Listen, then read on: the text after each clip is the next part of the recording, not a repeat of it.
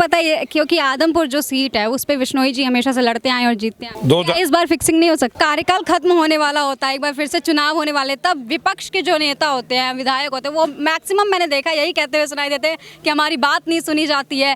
नहीं, वो तो कुलदीप के पास छोड़ दिए सारे बहाने। चूंकि मैं यहाँ आई थी, आपको सुन रही थी, मैंने देखा यहाँ महिलाओं की संख्या बहुत कम है और आप महिला सशक्तिकरण की बात कर रहे हैं। आदमपुर विधानसभा क्षेत्र में एक बार फिर से घमासान जारी है, जहाँ एक तरफ बीजेपी कैंडिडेट भव्य बिश्नोई जी की टक्कर लगातार कांग्रेस प्रत्याशी जयप्रकाश जी से दिखाई दे रही है। तो आज हम जयप्रकाश जी से मुखातिब होंगे और समझने की कोशिश करेंगे कि आखिर ये कौन से वादे लेकर जनता के बीच जा रहे हैं, कौन से वो वादे हैं अगर आप विधायक बन जाते हैं तो वो पूरे करें।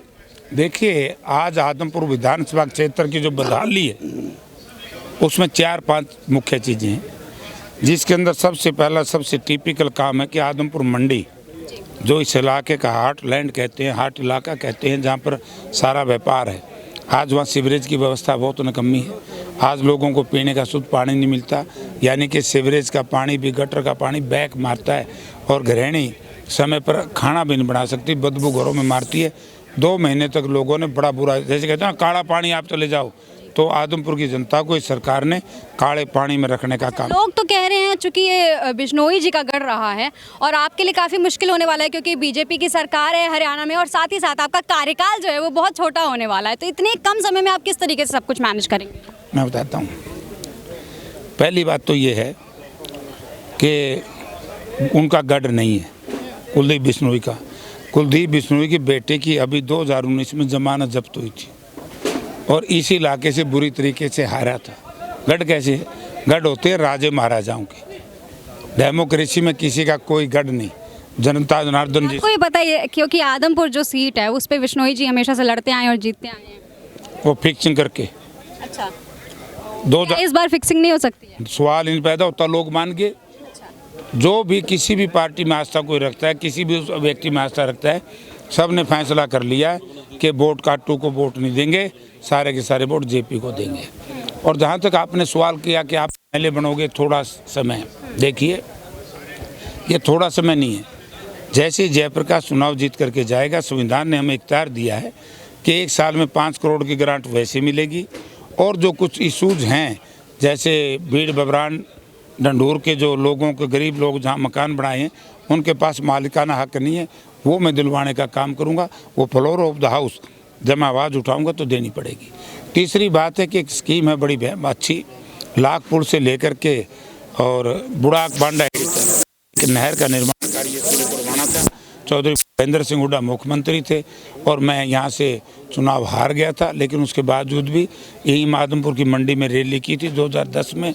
उस वक्त ये घोषणा करके गए थे, लेकिन बदकिस्मती हमारी, लोगों ने हमें हरा दिया और बदकिस्मती आदमपुर हल्के की ऐसे व्यक्ति को यहाँ से एमएलए बना दिया, उस फाइल को आगे नहीं सरकाया।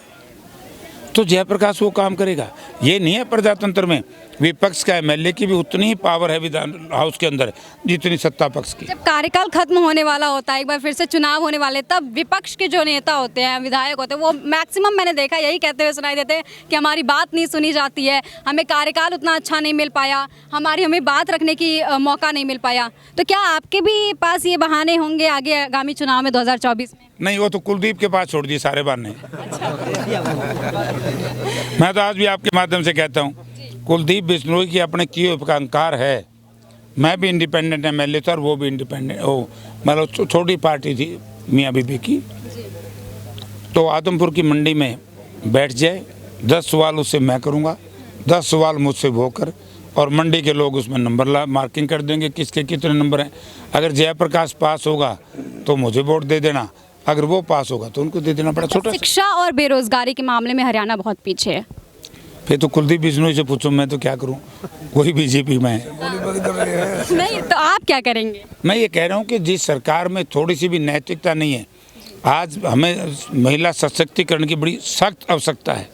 जब हम एक तरफ तो महिलाओं को 50% अपना हिस्सा मानते हैं, समाज का 50% महिलाएं हैं, उसके बावजूद हमारी कन्याओं के स्कूल बंद कर दिए। मैं ये कहूँगा कि भगवान इनको बहुत बड़ी सज़ा दे, और जिस तरह का पाप इन्होंने हमारी छोटी छोटी बच्चियों के साथ किया है, भगवान इनके कीड़े पर गिरेगा। ठीक है, एक आखिरी सवाल, चूंकि मैं यहाँ आई थी, आपको सुन रही थी, मैंने देखा यहाँ महिलाओं की संख्या बहुत कम है और आप महिला सशक्तिकरण की बात कर रहे हैं, तो महिलाओं को इसी इलेक्शन में और वोटिंग सिस्टम में उतनी ही भागीदारी बनाने के लिए आप क्या काम करेंगे?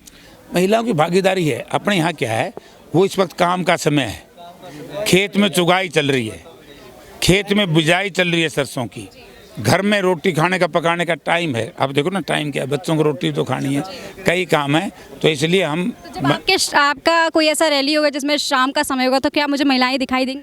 थोक में महिला दिखाई देंगी। और जब हमारी सरकार आएगी, आपको मालूम है कि 50% टीचिंग स्टाफ में हमने महिलाओं को आरक्षण दिया था। ठीक है, बहुत बहुत शुक्रिया आपको समय देने के लिए। तो आपने सुना यहाँ से कांग्रेस प्रत्याशी जयप्रकाश जी को, जिन्होंने हमें बहुत सारी बातें बताई और ये भी बताया कि जब वो जीत कर जाएंगे तो वो किस तरीके से आदमपुर विधानसभा का विकास करेंगे। आपकी क्या कुछ राय है, हमें कमेंट सेक्शन में जरूर